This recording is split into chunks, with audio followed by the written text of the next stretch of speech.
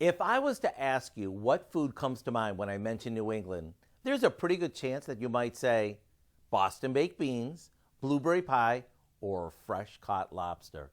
But after doing a bit of digging, I found out that one recipe New Englanders are very passionate about is the Fluffernutter.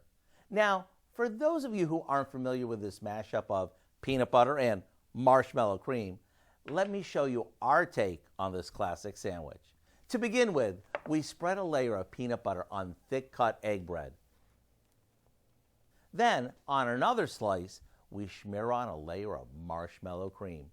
Now, marshmallow cream is basically a spreadable marshmallow that was invented in New England. After you put the two pieces together, you've got a basic Fluffernutter. Now, you could eat this as is, but to make it even more amazing, we like to butter each side and cook it like a grilled cheese. When it's nice and toasty and the peanut butter and fluff melt together, get ready for one of the world's most addictive treats. To try this for yourself, go to our website and get the recipe for what we call our grilled PB&M.